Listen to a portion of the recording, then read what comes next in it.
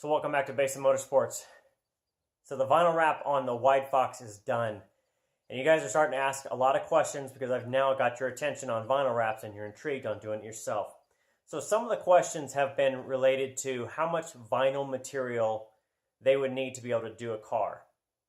So one of the questions I've had is on a hatchback or a coupe, convertible, etc. And really the process to do it, to measure it out, is going to be the same no matter what kind of car it is. But since I actually have a vinyl wrapped car directly behind me, I'm going to show you how to kind of calculate up and measure the amount of vinyl you need. Are you ready? Now I'll say this, the things you're going to need for this is probably a tape measure, one that at least can go up to about 6 feet or maybe 7, somewhere in there depending on what you're going to wrap. You're going to need a piece of paper or something to write on, and then something to write with, pen, pencil, etc. Now, if you look back there on the board, I've got everything written down already. So I've done this. I've measured the car so I can tell you exactly what I would buy if I was going to wrap a Foxbody coupe, convertible, and the process is going to be the same for the hatchback that I'm going to do later on this year. Okay, so now that I've got my tape measure in my hand, the easiest way to do this is I want you to think of your car, truck, whatever you're going to wrap. I want you to break it down into individual components. You're going to measure out whatever each one is, and then you're going to sum it up at the end. So, for mine, on the coupe, I've got a cowl panel, I've got a hood, front bumper, 2 fenders. Now, granted, you can measure one because one's going to be the same as the other. So you've got 2 of those. You've got a roof, you've got a rear quarter, you've got 2 of those again, left and right. You've got a trunk, and you've got a rear bumper. Now, there's extra little pieces out of this, like the license plate and that, and you're going to take that material out of something else, whether it's a cutout around the window, whatever else. It doesn't matter. The little pieces, you're going to take off the extra, so don't count those, and just only count the major components. So let's start at the front of the car. So on the Foxbody, when I did this, I wrapped this all the way around. Now, the width of the roll now is pretty much standard, going to be 60 inches. So 60 inches is not going to reach around this bumper from side to side. I needed to make it an 88-inch piece, and then I cut out basically the width. So the bottom third, the middle, and then the top. All of that came out of an 88-inch piece. So 88 here, convert that to feet, and you've got your next measurement. You can then look at your hood. There is no dimension on your hood that is bigger than 60 inches, so you can just figure it's going to drape over on the sides. Go front to back, that's about 5 feet. I think it's about 53 inches. Now granted, on every panel I have done, I have measured exactly, and on each side, I add 2 inches. Now that gives me some finger space to wrap, plus it also gives me some room for mistakes to account for curvature. Your hood is curvy, your bumper is curvy, your fenders are curvy. Anytime it goes down in a recess or anything else, what it's going to do is it's going to tend to pull in the material, and that's where your 2 inches on the side is going to come in handy because it's going to pull against that versus cutting it exactly even and pulling it in. Hopefully that makes sense. So again, add 2 inches on each side of the material. So this is really about 84. Add in the 2 on each side, that gives you 88. There again, measure your hood. It's about 4.5 feet. Front to back, side to side is less than 60, we're good. Cowl panel is about 15 inches, so call it about 1.3 feet. And there again, your front fender, less than 60 top to bottom, and it's about 55 inches front to back. You've got 2 of those, so make note of that. 2 of those, 1 hood, 1 cowl, 1 bumper.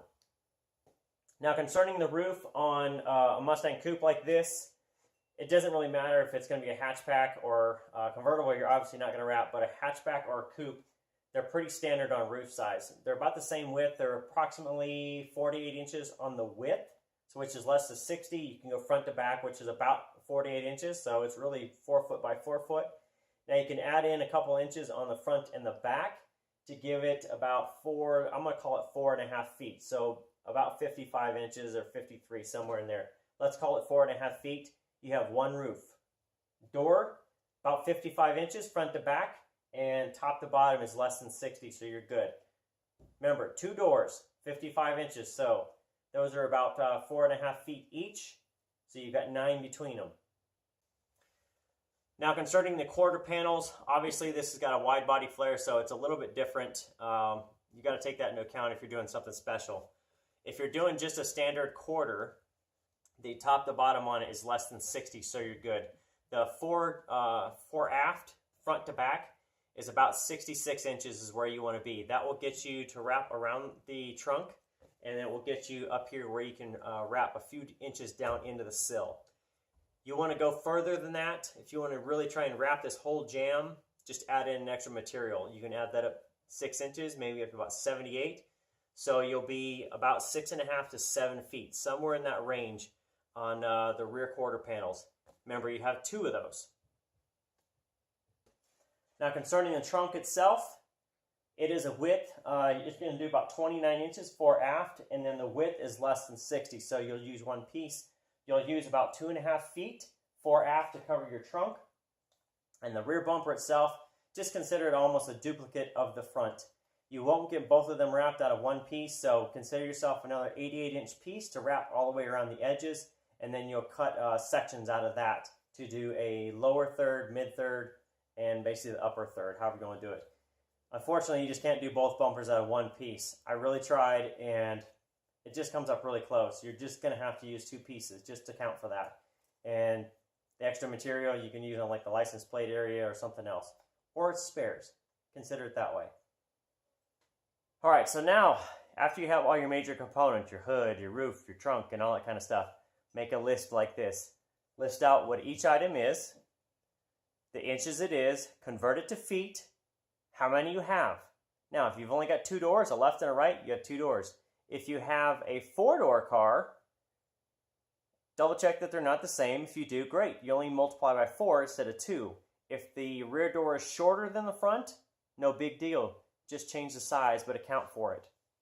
So, on the Mustang, I just wrapped the WideFox. If you notice up, everything over here is listed down in totals of feet.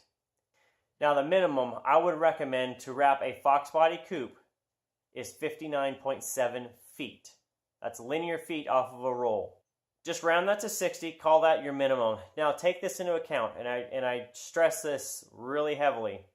If you're going to buy the minimum, you are not giving yourself any room for errors. You will not make mistakes. You cannot make mistakes. Me being the first time I wrapped a car, being the WideFox, remember I scrapped a fender, so I scrapped 4.5 feet out of it and kept as much as I could, but it was garbage. The trunk itself, I scrapped another 2.5 feet because I messed up the trunk. So right there, the 2 mistakes I made cost me almost 7 linear feet of material. So take that into account. The minimum is 60. If you're going to wrap with no mistakes, go for it. If you're going to make mistakes, take into account some kind of safety. Whether you add in 5 feet, 10 feet, 10%, it's up to you. 10% of 60 is 6, so that would be 66.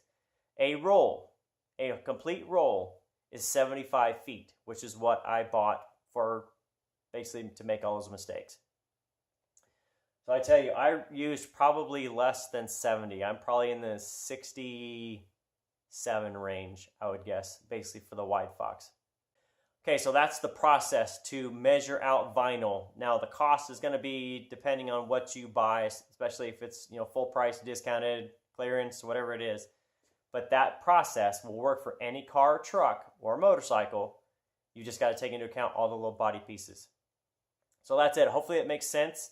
If you have any questions on that process, drop me a comment below. Leave me a message. You guys know I answer you. And thanks for watching and subscribing, guys. From Basin Motorsports, I appreciate your time. See you next time. We about to turn it on. Turn it